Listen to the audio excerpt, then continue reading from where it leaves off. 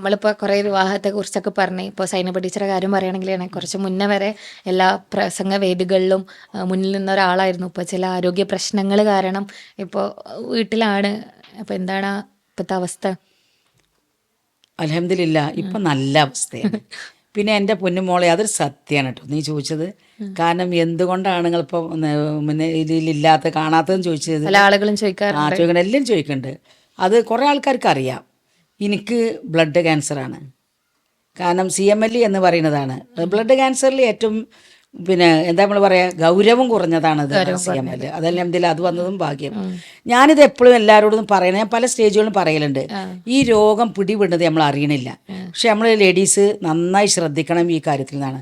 കാരണം ഇതിൻ്റെ ലക്ഷണം എന്ന് പറഞ്ഞാൽ നമ്മൾ ഭയങ്കരമായിട്ട് ക്ഷീണിക്കുക ചെയ്യുക. ക്ഷീണം വരും. അതുപോലെ തന്നെ നമ്മുടെ ശരീരം ഇങ്ങനെ ചൂട് വരും.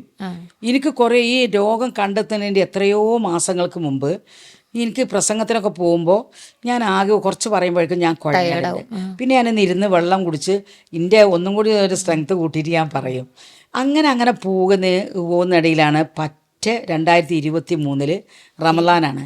9 നോമ്പ് ഞാൻ നോറ്റു. ഈ 9 നോമ്പിനും ഞാൻ കിടന്നിട്ടാണ് നോമ്പ് മുഴുവനാക്കുന്നത്. കാരണം ഭയങ്കര ക്ഷീണം. പിന്നെ മാത്രമല്ല എൻ്റെ ചെറിയ മോള് ഇവിടെ BEd പഠിക്കുകയാണ്. അപ്പം ഞാൻ എല്ലാവരും എന്നെ കാണുമ്പോൾ അങ്ങനെ ചോദിക്കും എന്തങ്ങനെ മെലിഞ്ഞത്. അപ്പോൾ ഞാൻ ഷുഗർ ഉള്ളതുകൊണ്ട് ഞങ്ങൾക്കൊക്കെ ഷുഗർ ഉണ്ടല്ലോ, എന്നിട്ട് എന്താ ഞങ്ങളൊന്നും ഇങ്ങനെ മെലിഞ്ഞില്ല. അപ്പോൾ നമുക്കും അറിയണില്ല. അപ്പോൾ ഞാൻ പറഞ്ഞു ചെറിയ കുട്ടിയാണ് മോളത്. അപ്പോൾ അവളെ 2 കുട്ടികളുണ്ട്. അപ്പോൾ അവരെ പിന്നാലെ ഓടിയിട്ടാണ് എന്ന് പറഞ്ഞു. അപ്പോൾ നമ്മൾ അതാ മനസ്സിലാക്കിയത്. കുട്ടികളെ പിന്നാലെ ഓടുമ്പോൾ നമ്മൾ നല്ലോണം ക്ഷീണിക്കും. വികൃതിക്ക് ഒരു 2 ആളും ചെറിയ പ്രായമല്ലേ.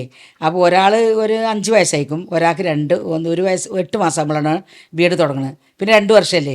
അപ്പോൾ ഇവരെ കളിയിലൂടെ ഞാനിങ്ങനെ കളിച്ച് നടക്കുകയും ചെയ്യും, ഇവരെ പിന്നാലെ ഓടുകയും ചെയ്യും. പിന്നെ അങ്ങനെ ഭക്ഷണം നമ്മൾ കൃത്യസമയത്ത് കഴിക്കില്ലല്ലോ. അതുകൊണ്ടാണ് മെലിഞ്ഞത് നമ്മൾ മനസ്സിലാക്കിയത്. അങ്ങനെ ഈ റംസാൻ 2021 ഏപ്രിലാണ് റംസാൻ തുടങ്ങുന്നത്. 9 നോമ്പ് ഞാൻ നോറ്റു. ഈ ഓരോ ദിവസവും നോമ്പിന് നമ്മൾ അധികം ഇറച്ചിക്കറിയാണല്ലോ വെക്കുക. ഈ ഇറച്ചി തിളക്കണ മണം കേട്ടാൽ അപ്പം ഛർദ്ദിക്കും. ഞാൻ ഉള്ളിയുടെ മണം കേട്ടാൽ ഛർദ്ദിക്കും. അങ്ങനെ ഈ ഛർദ്ദി തുടങ്ങി. ഓവർ ഛർദ്ദിക്കാനൊന്നുമില്ല. പുലച്ചക്ക് പിന്നെ നമ്മൾ അത്താഴം കഴിക്കുന്ന സമയത്ത് ഞാൻ എണീക്കാതിരിക്കാൻ വേണ്ടിയാണ് എൻ്റെ ഹസ്ബൻഡ് ശബ്ദമൊന്നും ഉണ്ടാക്കാതെ ചെറിയൊരു ഭക്ഷണം കഴിച്ച് മൂപ്പര് കിടക്കും. പക്ഷേ ആ ശബ്ദം ഞാൻ കേട്ട് ഞാൻ മെല്ലെ വന്നിട്ട് വീണ്ടും ഞാൻ നോമ്പ് നിൽക്കും. അങ്ങനെ ഈ 9 നോമ്പും ഭയങ്കര ക്ഷീണത്തോടുകൂടി വന്നിട്ട് അന്നൊക്കെ ഈ ഛർദ്ദിക്കാൻ വരുന്നുണ്ട്. അപ്പോൾ ഞാൻ നമ്മളെ പിന്നെ ഫ്രണ്ട്സിനോട് പറയല് ഭയങ്കര ക്ഷീണവും ഛർദ്ദിക്കാൻ വരും ചെയ്താൽ ഇത് നമ്മൾ എന്തെങ്കിലും ഡോക്ടറെ കാണാൻ നിർബന്ധമാണ്. അങ്ങനെ 10ാമത്തെ നോമ്പിന് അന്ന് എനിക്ക് നോമ്പുണ്ടാകുമ്പോൾ ഞാൻ അന്ന് വെള്ളിയാഴ്ചയാണ്. ഞാനപ്പോൾ തൊട്ടടുത്ത് തന്നെ ഒരു ഹോസ്പിറ്റലിൽ വന്ന് എനിക്ക് തീരെ എണീക്കാൻ വയ്യ. അപ്പോൾ എന്നോട് ഹസ്ബൻഡ് ചോദിച്ചു നീ ഒറ്റയ്ക്ക് പോകുക ചോദിച്ചാൽ ഞാൻ ഒറ്റയ്ക്ക് പോകാറുണ്ട്, ഇവിടെ അടുത്ത് തന്നെയല്ലേ ഹോസ്പിറ്റൽ. അവിടെ പോയി ചെന്ന് ഡോക്ടർ നോക്കുമ്പോൾ തന്നെ ഞാൻ പറഞ്ഞു നിങ്ങൾ എന്നും നോക്കണ പോലെയല്ല, ഇന്ന് എനിക്ക് ഭയങ്കര ക്ഷീണമാണ് പറഞ്ഞാൽ അയാളോട് ഇങ്ങനെ വയറിങ്ങനെ അമർത്തി കാണിച്ചിരുന്നു. ഇവിടെ അങ്ങനെ മടങ്ങിയിരുന്നാലേ എനിക്ക് ആശ്വാസമുള്ളൂ, ഇങ്ങനെ സാധാ ക്ഷീണമല്ല ഡോക്ടറാണ്. അപ്പോൾ അയാൾ എന്നോട് ബ്ലഡ് ടെസ്റ്റ് ചെയ്തപ്പോൾ അയാൾക്ക് മനസ്സിലായി. അപ്പോൾ അവർക്ക് സംശയം ഈ നടന്നു എന്നാൽ എനിക്കിപ്പോൾ അങ്ങനെ ഉണ്ടാവുന്നില്ലെങ്കിൽ അയാൾ 2ാമത് വീണ്ടും എൻ്റെ ബ്ലഡ് എടുത്തുകൊണ്ട് ടെസ്റ്റ് ചെയ്തപ്പോൾ ഇയാളിനോട് പറഞ്ഞു നിങ്ങളത് മൗലാനി പോയിന്നാണ്. മൗലാനിയിലെത്തി, മൗലാനിയിൽ നിന്നും ടെസ്റ്റ് ചെയ്തപ്പോൾ ഇവർക്കൊക്കെ ഇതന്നെ WBC 1,57,000 ആയിരിക്കണം. മൗലാനിയിൽ നിന്നും അത് അങ്ങനത്തെ 58 1 മിനിറ്റ് കഴിഞ്ഞ് ഒരു ദിവസം കഴിഞ്ഞപ്പോൾ തന്നെ കൂടി വരികയാണ്. അപ്പോൾ ഈ മൗലാനത്തെ ഡോക്ടർ ഇങ്ങനെ സംസാരിക്കുന്നുണ്ട്. അങ്ങനെ സംസാരിച്ചപ്പോൾ ഇതിങ്ങനെ ഒന്ന് അന്വേഷിക്കണം, അവിടെ പിന്നെ ഓങ്കോളജി വരും, അരുൺ ഡോക്ടർ വരും എന്നൊക്കെ അയാൾ എന്നോട് പറഞ്ഞു. അപ്പോൾ ഞങ്ങൾ ഇതിങ്ങനെ സംസാരം ഇങ്ങനെ നീണ്ടുപോയപ്പോൾ പെട്ടെന്ന് ഞങ്ങൾ നേരെ MVR ചെന്നു. MVR ചെന്നുകൊണ്ട് എൻ്റെ ബ്ലഡ് നോക്കുമ്പോൾ 2 ലക്ഷം ആയിരിക്കണം. ശരിക്കും നമ്മൾ ശ്രദ്ധിക്കേണ്ട കാര്യമാണ് WBC. നമ്മൾ ബ്ലഡ് ടെസ്റ്റ് ചെയ്യുന്ന സമയത്ത് WBC 4,000 മുതൽ 11,000 വരെ ഒരു ശരീരത്തിൽ ഉണ്ടാകാൻ പാടുള്ളൂ. നമ്മൾ പിന്നെ വല്ല പനി ഇതൊക്കെ ഉണ്ടായാലും 1,000 2,000 അങ്ങനെ കുറേ. പക്ഷേ ഇത് അങ്ങനെയല്ലല്ലോ. ഇത് 2 ലക്ഷമായിട്ടുണ്ട് WBC. വൈറ്റ് സെല്ലുകൾ, റെഡ് സെല്ല് കുറവാണ്. അപ്പോൾ ഇയാൾ പറഞ്ഞു ഇതിങ്ങനെ പ്രശ്നത്തിലാണ്. അപ്പോൾ അതുകൊണ്ട് നമ്മൾ എന്ത് ചെയ്യണം, പിന്നെ ഇത് ചെയ്യണം, ബ്ലഡ് ടെസ്റ്റ് ചെയ്യാൻ വേണ്ടിയിട്ട് പിന്നെ എന്താണ് ബോൺ മാരോ നടത്തണമെന്നാണ്. അങ്ങനെ ബോൺ മാരോ നടത്താനല്ലേ നമ്മളെ ബോൺ മാരോ നടത്തിയപ്പോഴാണ് ഇത് WBC ഇത് ഇങ്ങനെയാണ്, എന്താണ് CML ആണ്, ക്യാൻസറാണ് എന്നറിയണത്. അതറിഞ്ഞ് നമ്മൾ കൗൺസിലിങ്ങിന് കൊണ്ടുപോയപ്പോൾ അയാളിനോട് ചോദിച്ചു നിങ്ങൾ എന്ത് പറയണു, രോഗം എന്താണെന്ന് മനസ്സിലായില്ലോ ചോദിച്ചു. ഞാൻ എന്ത് പറയണു ഞാൻ അൽഹംദുലില്ലാ എന്ന് പറയണു. കാരണം എന്താ നിങ്ങൾ അങ്ങനെ പറയണു? ഞാൻ പറഞ്ഞു എനിക്കൊന്നാമത് ഇത്രയും വയസ്സായല്ലോ, 63 വയസ്സാണ് കാണുമ്പോൾ. അത്രയും വയസ്സിന്. പിന്നെ മാത്രമല്ല എൻ്റെ മക്കളും ഒക്കെ വലുതായി, എല്ലാവരും ഓരോ ഭാഗത്ത് ആക്കിയിട്ട് എനിക്ക് അതിന് പ്രശ്നമില്ല എന്ന് ഞാൻ അവരോട് പറഞ്ഞു. പക്ഷേ നമ്മളെ മനസ്സിലുണ്ടാകുന്ന ഒരു മാനസിക പ്രയാസം ഉണ്ടല്ലോ, അത് വല്ലാത്തതാണ്. അത് നമ്മൾ അള്ളാഹിനോട് പറയല്ലാതെ വേറെ ആരോട് പറഞ്ഞിട്ടും കാര്യമല്ല, പടച്ചവന്. പിന്നെ മാത്രമല്ല, ആ രോഗം വന്നപ്പോൾ റംസാനാണ്, നമ്മൾ വേണ്ടപ്പെട്ട ഒരുപാട് ആൾക്കാർ ഉംറക്കും അതുപോലെ ഹജ്ജിനൊക്കെ പോയ സമയത്താണ് എല്ലാവരും, ഇവിടെയുള്ള ആൾക്കാരും പുറത്തുള്ള ആൾക്കാരും നിരന്തരമായ പ്രാർത്ഥനയാണ്. 4 മാസം കൊണ്ട് എൻ്റെ ബ്ലഡ് ക്ലിയറായി. അപ്പോൾ ഡോക്ടർ ചോദിച്ചു, എന്നെ ചികിത്സിക്കുന്ന ഡോക്ടർ പ്രശാന്ത് പരമേശ്വരൻ എന്നാണ്, ഇവിടെ മണ്ണാർക്കാടാണ് അയാളെ സ്വന്തം വീട്. ഇപ്പോൾ അയാൾ കോഴിക്കോടാണ് നിൽക്കുന്നത്. അപ്പോൾ അയാൾ ഇങ്ങനെ എൻ്റെ മോള് പറഞ്ഞപ്പോൾ പിന്നെ ഈ ബ്ലഡ് ടെസ്റ്റ് ചെയ്ത് കഴിഞ്ഞപ്പോൾ 4 മാസം കൊണ്ട് ബ്ലഡ് ക്ലിയറായി എന്ന് പറഞ്ഞപ്പോൾ ഇയാൾ ചോദിച്ചു, ഇത് ഇത്ര പെട്ടെന്ന് ക്ലിയറാകാൻ എന്ന് പറഞ്ഞു. അപ്പോൾ എൻ്റെ മോള് പറഞ്ഞു, എൻ്റെ ഉമ്മാക്ക് ഒരുപാട് ആൾക്കാർ പ്രാർത്ഥിക്കാണ്ട്, ആ പ്രാർത്ഥൻ്റെ ഫനാലാണ്.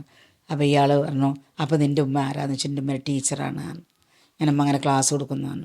എന്നിട്ടാണോ നിങ്ങൾ ഇത്ര ഹാപ്പി ആകാത്തത്, നിങ്ങളുടെ മുഖം ഒന്നും ഹാപ്പി ആണില്ലല്ലോ എന്ന് പറഞ്ഞ അയാളിനോട്. ഇപ്പം ഞാൻ എപ്പോൾ ചെന്നാലും ഏതാ പറയുന്നത്, അയാൾ പറയാം ഒന്നും ഹാപ്പി ആവുന്നേ പറയുള്ളൂ എന്നോട്. വീട്ടിൽ ഇനി ചെന്നിട്ട് കടയിൽ പോകണം, അതുപോലെ സൂപ്പർ മാർക്കറ്റിൽ പോകണം, നിങ്ങൾക്ക് അങ്ങനെ ഒരു അസുഖം ഉണ്ടായിട്ടില്ല, അങ്ങനെ ഞങ്ങൾ വിചാരിക്കണം എന്നൊക്കെയാണ് അയാൾ നിർദ്ദേശിക്കുക. അങ്ങനെ ഈ രോഗം അങ്ങനെ നമ്മൾ രോഗിയായി, അതാണല്ലോ പ്രശ്നം. അപ്പോൾ ഞാനിപ്പോൾ എന്താ പറയുക, ഇപ്പോൾ ഭയങ്കര ക്ഷീണമായിരിക്കും. ഇപ്പോൾ രോഗം മാറി, ഇപ്പോൾ തുടർച്ച മരുന്ന് കഴിക്കുന്നുണ്ട്. ഇതാണ് പിന്നെ ഒരു ഗുളിക മാത്രമേ ഉള്ളൂ, ഡെസാറ്റിൻ നിബ് പറഞ്ഞൊരു ഗുളിക സ്ഥിരം കഴിക്കണം. നമ്മൾ 5 വർഷമാണ് അവർ ചികിത്സ പറഞ്ഞത്. അപ്പോൾ 3 വർഷം കഴിഞ്ഞു, ഇനി 2 വർഷം കൂടി ഉണ്ട്. അപ്പോൾ അതുകൊണ്ട് നമ്മൾ പുറത്ത് പോയാൽ ഇപ്പോൾ നമ്മളെ അവസ്ഥ ഇതാണല്ലോ, പെട്ടെന്ന് പ്രതിരോധം കുറഞ്ഞ സമയമാകുമ്പോൾ അസുഖങ്ങളെങ്കിലും ബാധിക്കും. പിന്നെ മാത്രമല്ല നിന്ന് അങ്ങനെ പ്രസംഗിക്കാൻ കഴിയില്ല. ഈ രോഗം മാറിയിട്ട് ഞാൻ ഒരൊറ്റ സമ്മേളനത്തിന് വന്ന് നമ്മൾ കരിപ്പൂർ സമ്മേളനത്തിന് ഞാൻ 10 മിനിറ്റ് പ്രസംഗിച്ചു അന്ന്. അൽഹംദുലില്ലാ, അങ്ങനെ ഒരു അനുഗ്രഹം അള്ളാഹു തന്നു. എന്തായാലും രോഗം എന്നതിൽ നമ്മൾ ബേജാറായിട്ടോ കരഞ്ഞിട്ടോ പറഞ്ഞിട്ടോ കാര്യമല്ല. നമ്മളെ സമയത്ത് നമ്മൾ പോവും, അതുവരെ അള്ളാഹു നമ്മളെ ജീവിപ്പിക്കും. അതുവരെ ചെയ്യുന്ന കർമ്മങ്ങൾ മാത്രം നമുക്ക് കിട്ടും, അത് മാത്രമേ ഉള്ളൂ. പിന്നെ അള്ളാഹു രോഗം തന്നാലേ നമുക്ക് നമ്മളെ തെറ്റുകുറ്റങ്ങളൊക്കെ ആക്കുമല്ലോ, അള്ളാഹു പുറത്ത് തരുമല്ലോ ഓരോ വേദനക്കും. എനിക്ക് നല്ലപോലെ വേദന ഉണ്ടായിരുന്നു. ഈ അസുഖം തുടങ്ങുമ്പോൾ നമ്മളെ മസിലാണ് പെയിൻ ആകുക. എല്ലാ മസിലും, കാലിൻ്റെയും കൈയിൻ്റെയും ഒക്കെ മസിൽ ഭയങ്കര വേദന. വലിയ ഗുളികൾ, വേദനക്കുള്ള പാരസെറ്റമോളുകൾ 1500 ഉള്ള ഗുളികളാണ് ഓരോ നേരം എനിക്ക് തന്നത്, വേദന കുറയാൻ വേണ്ടിയിട്ട്. അങ്ങനത്തെ വേദന ഞാൻ അനുഭവിച്ചിട്ടുണ്ട്. അതൊരു വലിയ വേദന തന്നെയെന്ന് വന്ന്. പക്ഷെ ഇപ്പോൾ ആലോചിക്കുമ്പോൾ നമ്മളതൊക്കെ ചെറിയ വേദനയായിട്ട് കാണുമ്പോൾ നമുക്ക് സുഖപ്പെട്ടല്ലോ. അതുകൊണ്ട് ഇപ്പോൾ ഉള്ള പ്രശ്നം തന്നെ ആ മരുന്നിൻ്റെ ഒരു സൈഡ് എഫക്റ്റ് ഒരു കാലിലാണ് ആദ്യം വന്ന. ആ കാല് വീങ്ങി അതിലൊരു ചുവന്ന ഇങ്ങനെ ഓരോ കട്ടകൾ ഇങ്ങനെ കാലിൽ വരുന്നുണ്ട്. അത് പിന്നെ ഇപ്പോൾ 2ാമത്തെ കാലിനും വന്നു.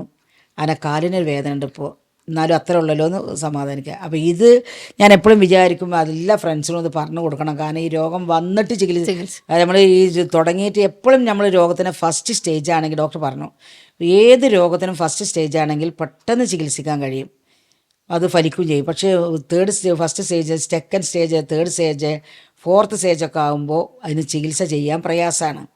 അപ്പോൾ അതുകൊണ്ട് നമ്മൾ എല്ലാവരോടും പറഞ്ഞു കൊടുക്കണം വിചാരിച്ചാണ്, ഇങ്ങനെ ഒരു ക്ഷീണം വന്നാൽ നമ്മൾ രോഗം ഉണ്ടോയെന്ന് ടെസ്റ്റ് ചെയ്യണമെങ്കിൽ ഒരു പേടിയും വിചാരിക്കേണ്ട, നമ്മൾ ടെസ്റ്റ് ചെയ്യണമെന്ന്.